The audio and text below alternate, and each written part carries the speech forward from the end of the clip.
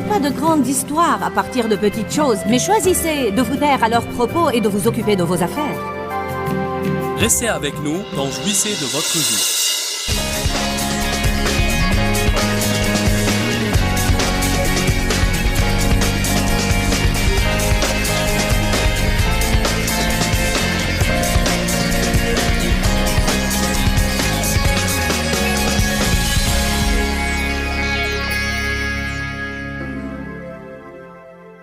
Proverbe 21, 13. Le rire est une chose extraordinaire. N'êtes-vous pas heureux que Dieu vous ait donné le rire? Ça vous fait du bien de partout quand vous riez. Si nous prenons cette écriture dans le fond, elle nous apprend bien des choses. Proverbe 21, 13. Celui qui ferme son oreille au cri du pauvre criera lui-même et n'aura point de réponse. Quand je vois des gens dans le besoin et je m'en fiche, à ce moment-là, si j'ai un besoin, Dieu va se ficher de moi. Ésaïe 58. Il parle du type de jeûne auquel Dieu prend plaisir. Le verset 6 dit: N'est-ce pas ceci le jeûne que j'ai choisi, détacher les chaînes de la méchanceté, dénouer les liens de la servitude, renvoyer libres les opprimés et que vous rompiez toute espèce de joug? N'est-ce pas partager ton pain avec l'affamé et héberger les démunis sans abri dans ta maison, que quand tu vois le nu, tu le couvres et que tu ne te détournes pas devant les besoins de ton semblable? Alors quand? Alors après avoir fait ce qu'il a cité, et qui peut être mis dans une petite capsule et nommé « Soyez gentil avec les gens ». Dites « Je dois être gentil avec les gens ». Dites-le d'un air sérieux. Exprès. Tout le temps. Alors, ta lumière éclatera comme l'aurore. Et ta guérison, ton rétablissement, et la force d'une nouvelle vie germera promptement. Ta vertu et ta droiture, ta justice et ta bonne relation avec Dieu marcheront devant toi, vous menant à la paix et à la prospérité, et la gloire de l'Éternel sera ton arrière-garde. Alors tu appelleras et l'Éternel répondra. Tu crieras et il dira, me voici.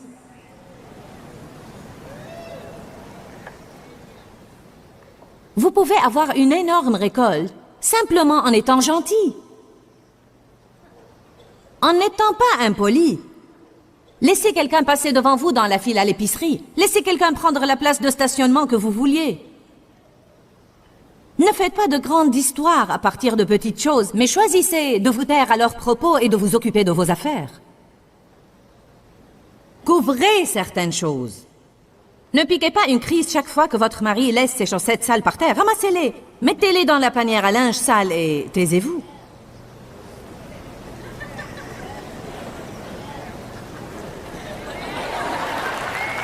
Êtes-vous aussi fatigué que ça?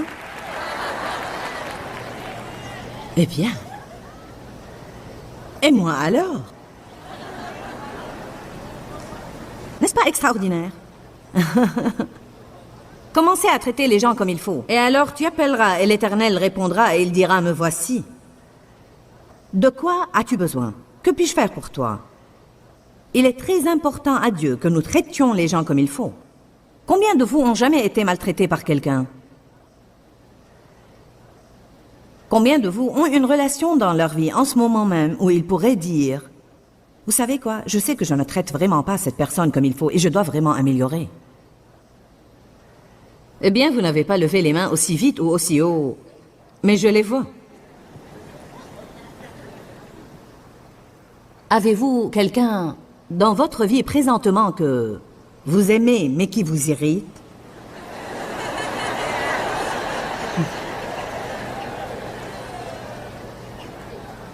Pensez-vous que les disciples n'ont pas enduré ça? Que pensez-vous que Pierre insinuait lorsqu'il disait « Seigneur, combien de fois dois-je pardonner à mon frère pour la même offense » 7? Jésus lui dit non. Et si je te dis 70 fois 7? Vraiment, 7 est le numéro parfait de Dieu. Alors ce qu'il voulait dire était en fait pardonne-lui et pardonne-lui jusqu'à ce que ça marche. C'est ma propre opinion, mais je pense que Pierre avait un problème avec Jean. Je connais la personnalité de Pierre parce que je suis comme Pierre et Jean l'aurait hérité. Car Jean aurait plutôt traîné, vous savez. Je suis le disciple que Jésus aime.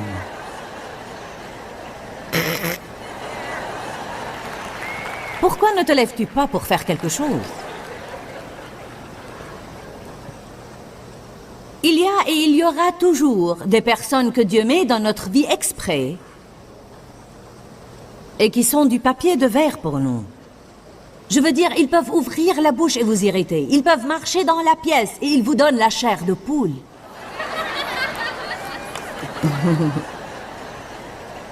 Ça ne sert à rien de les fuir, car où que vous irez, vous en trouverez.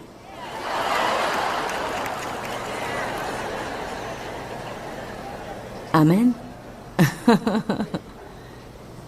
Qui a plus qu'un seul enfant? Parmi vos nombreux enfants, combien de vous ont au moins un qui vous irrite jusqu'au point de vous assommer? Maintenant, êtes-vous prêts à une question osée? Combien ont un enfant qu'ils aiment mais qui leur déplaît? Oui, nous en avons tous. Les miens sont tous des adultes maintenant, alors pour moi c'est fini. Mais en réalité, mon aîné était... Oh, vraiment. Si nous étions dans la même chambre ensemble, nous étions... Et je ne savais pas quel était le problème. Je ne savais pas quel était le problème jusqu'à il y a à peu près 10 ans quand j'ai réalisé finalement qu'il était comme moi. Nous voulons tous les deux commander.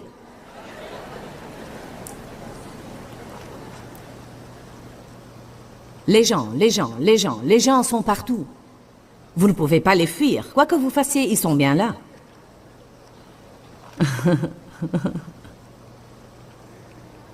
Nous devons nous employer à marcher dans l'amour. C'est une question très importante. Je veux vous encourager à étudier sur l'amour. J'ai un livre qui parle de l'amour intitulé « Réduis-moi à l'amour ».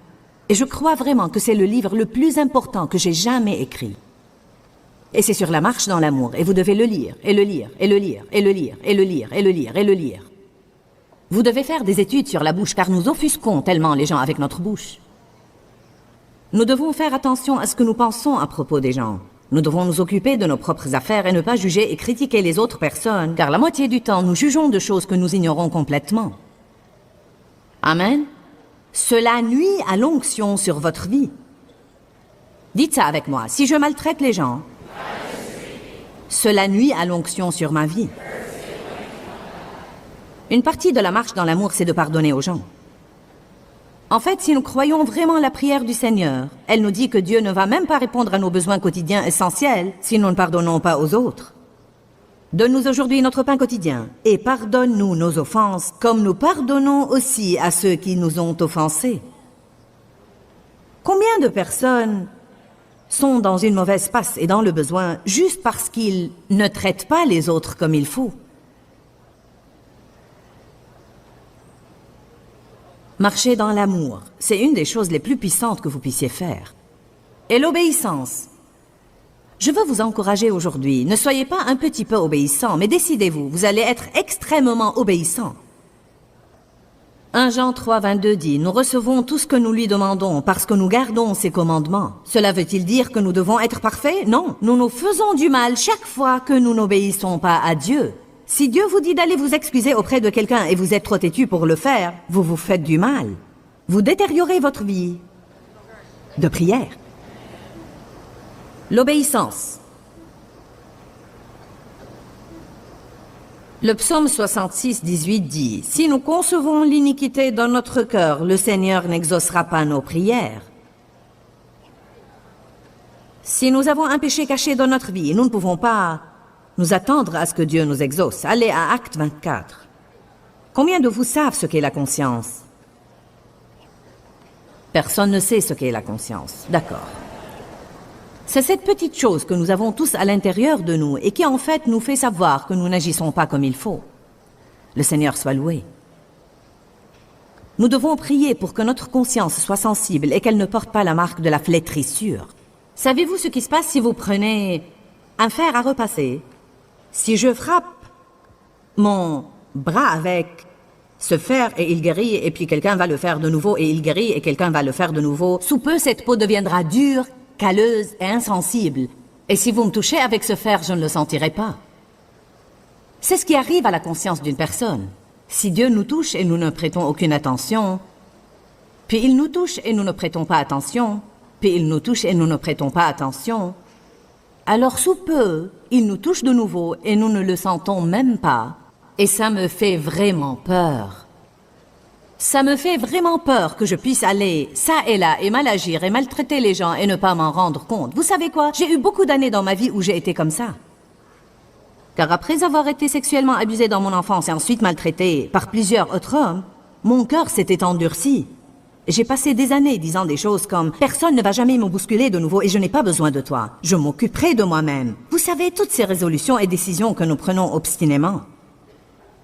Je maltraitais les gens, j'étais impolie avec les gens, j'étais tellement sévère et tellement dure, et j'étais odieuse et hostile parfois. Je ne m'efforçais pas d'être ouvertement amicale avec quiconque. Si je n'avais pas de popularité, je leur disais « Je m'en fiche de vous. » Car j'avais dans ma vie une peur d'être rejetée.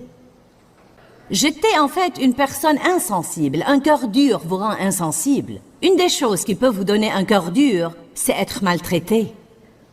Mais si vous avez été très maltraité, cela ne vous autorise pas à passer le restant de vos jours à maltraiter quelqu'un d'autre. Cela veut dire que vous devez pardonner à tous ceux qui vous font du mal. C'est le premier pas pour que vous ayez un cœur tendre à nouveau.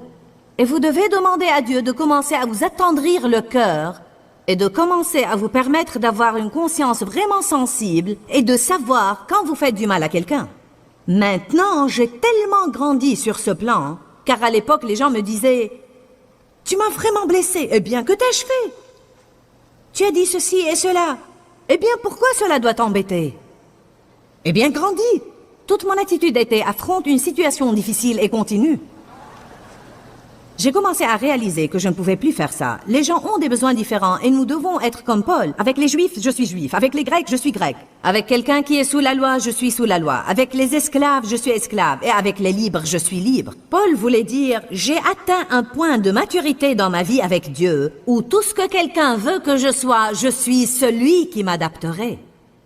Je m'adapterai. Et je serai tout ce dont vous avez besoin que je sois, pas parce que je suis obligée de le faire, mais parce que je suis libre de le faire. Voyez, nous passons tellement de temps à penser aux choses dont nous nous sommes libérés, au lieu de penser aux choses que nous sommes libres de faire, parce que nous avons la force de Dieu dans notre vie pour les faire. Paul dit, je peux faire tout ce que je veux, mais je me réduis à être le serviteur de tous. Parce que j'ai un désir, un but, je veux gagner les gens au Christ. Donc il dit, je suis prêt à faire tout ce qu'il faut pour vous gagner au Seigneur. Amen. Nous nous attendons à ce que tout le monde s'adapte et s'ajuste à nous. Eh bien, je suis perfectionniste, donc si vous voulez avoir une relation avec moi, faites tout à la perfection. J'aime que tout soit ordonné, donc si jamais vous êtes désordonné, je ne vais pas avoir une relation avec vous. Eh bien, je suis une personne vraiment sérieuse et extrêmement instruite. Et je ne veux pas d'absurdité. Donc, si vous avez une personnalité qui aime s'amuser, je ne veux pas avoir une relation avec vous car vous allez être trop évaporé. Combien de vous conviennent que c'est une maturité spirituelle que de pouvoir et de vouloir s'adapter et s'ajuster aux autres afin de les voir grandir dans leur relation avec Dieu? Que faut-il pour ça? Il faut l'abnégation. Eh bien, si je le fais, toute ma vie, je vais être exploitée. Nous devons arrêter de nous inquiéter que quelqu'un nous exploite toute notre vie. Et nous devons mettre notre confiance en Dieu. Nous mettre entre les mains de Dieu et croire fermement que si je fais ce qui est bien, il va s'occuper de moi. Alléluia. Si nous faisons ce qui est bien, Dieu va s'occuper de nous. Acte 24, 16, l'apôtre Paul dit, « Par conséquent, je m'exerce et je me discipline toujours. » En traitant durement mon corps et en tenant assujettis les affections de la chair et mes aspirations matérielles et en m'efforçant à tous égards d'avoir une conscience tranquille, inébranlable et sans reproche, dépourvue d'offense devant Dieu et devant les hommes. J'aime cette écriture. Paul dit, j'œuvre vraiment et je lutte dans l'esprit pour m'assurer qu'il n'y ait rien entre moi et Dieu, et qu'il n'y ait rien entre moi et les gens. Il dit, je fais le 1000 supplémentaire pour m'assurer qu'il y ait la paix entre moi et tout le monde que je connais. Puis-je vous demander si vous êtes prêt à rentrer à la maison et à commencer à procurer la paix et à maintenir la paix? Quand vous entendez des choses comme « je suis toujours celui qui doit faire la paix », eh bien tant mieux pour vous. Cela montre que vous êtes vraiment mature et que vous êtes prêt aussi à faire tout ce que vous devez faire pour obéir à Dieu. Eh bien, ce n'est pas juste. Vous avez raison, ce n'est pas juste, mais la vie n'est pas juste. Il n'était pas juste aussi que Jésus prenne tous nos péchés et qu'il les porte sur la croix et qu'il en paye le prix, mais il l'a fait. L'amour ne hurle pas à propos de ce qui est juste. L'amour fait ce qui est bien. Nous devons commencer à faire ce qui est bien, pas pour avoir un bon résultat de la personne pour laquelle nous l'avons fait, mais nous devons le faire en raison de la justice. Parce que c'est juste, nous devons faire ce qui est juste. Si c'est mauvais, nous le laissons, et si c'est juste, nous le faisons. Donc, efforcez-vous de garder votre conscience tranquille en n'offensant pas Dieu et en n'offensant pas les hommes. Si vous offensez quelqu'un, eh bien, repentez-vous. Je veux dire, j'ai blessé quelqu'un. En fait, j'ai blessé 2 personnes la semaine dernière. Et je n'aime pas ça.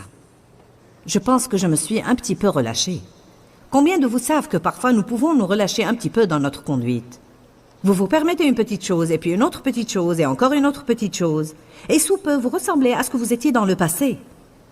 La Bible dit, c'est pour que nous restions libres que le Christ nous a libérés. Donc tenez bon, et ne vous laissez pas mettre de nouveau sous le joug de la servitude que vous avez une fois brisée. Ce n'est pas parce que nous avons été affranchis d'une chose que nous n'avons jamais besoin d'entretien. Vous allez régler vos pneus et régler vos freins. Mais ça ne veut pas dire que vous n'allez pas avoir à le refaire plus tard dans votre vie. Parfois, je pense que Dieu envoie les gens à mes réunions pour qu'ils les ajustent un peu, règlent certaines de leurs attitudes, les prennent en main, et pour leur rappeler certaines choses qu'ils connaissent déjà, mais qu'ils se sont peut-être lassés de faire.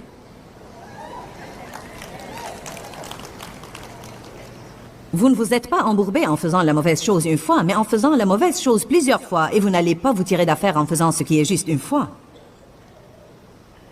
Vous devez le faire répétitivement, encore et encore et encore, et tôt ou tard, vous surmonterez votre passé.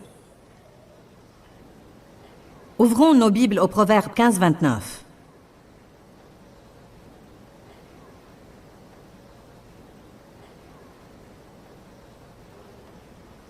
Vous savez qu'est-ce que c'est que faire un compromis? C'est quand quelqu'un est enclin à accepter ce que les autres veulent faire, bien que cela puisse ne pas être juste. Il sait que ce n'est pas juste, mais il le fait de toute façon, espérant qu'il va s'en sortir. Combien de vous pensent qu'ils transigent dans leur vie? Cela veut dire que nous savons qu'une chose est mauvaise. Nous avons la conviction du Saint-Esprit que nous ne devons pas la dire, la faire, l'acheter et la manger. En fait, les gens disent tout le temps, je sais que je ne dois pas dire ça, mais... Je sais que je ne dois pas manger ça, mais... Je sais que je ne dois pas acheter ça, mais... Je sais que je ne dois pas faire ça, mais... Je sais que je ne dois pas veiller si tard, mais... Qu'avons-nous à dire?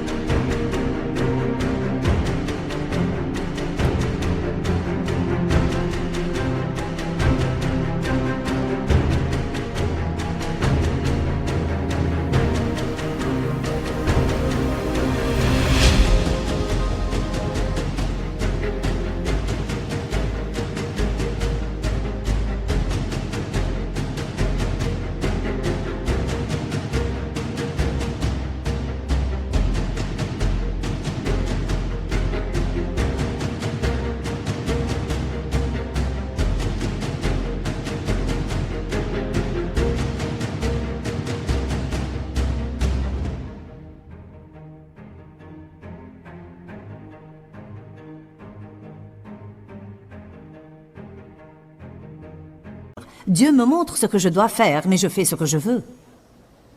Alors, nous ne pouvons nous en prendre qu'à nous-mêmes si nous n'avons pas les résultats que nous espérons. La moindre des choses, c'est d'être honnête avec nous-mêmes. Proverbe 15, 29. L'Éternel s'éloigne des méchants, mais il écoute la prière des justes.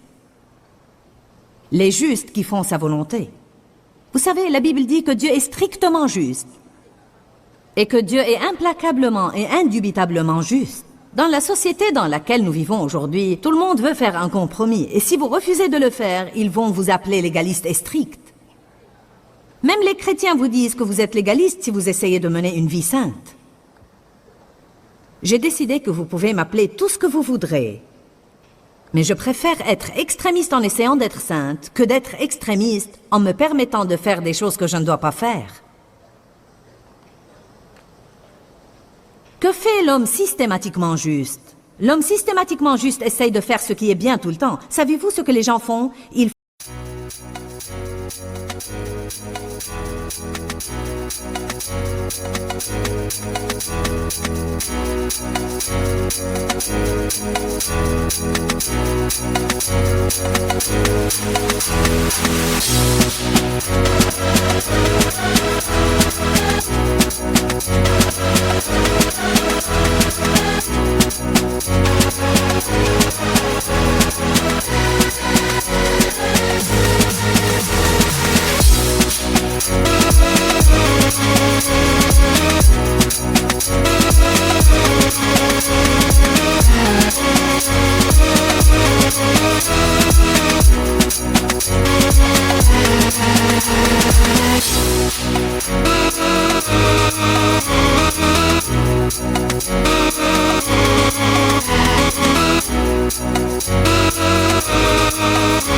font ce qui est bien quand ils ont des ennuis. Il me faut un miracle. Ils vont mieux aller à l'église cette semaine. Ouh, il me faut une guérison. J'arrêterai les commérages. Ai-je raison? Il est étonnant ce que nous devenons saints quand nous voulons un exaucement. Mais l'homme systématiquement juste essaye de faire ce qui est bien tout le temps, pas seulement quand il veut quelque chose de Dieu. Vous m'aviez suivi ces 2 dernières semaines quand j'enseignais sur interrompre le plan de Satan pour votre vie, car c'est un enseignement très important. Satan a un plan pour la destruction de tout le monde parce que c'est tout ce qu'il sait faire. La Bible dit dans Jean 10:10, le voleur ne vient que pour égorger, dérober et détruire. Mais Jésus dit, je suis venu pour que vous ayez et jouissiez de votre vie et que vous l'ayez en abondance pleinement jusqu'à débordement. Dieu a un bon plan pour vous. Satan a un mauvais plan, mais vous pouvez interrompre son plan par la prière. Nous avons parlé aujourd'hui des conditions de la prière réussie et efficace.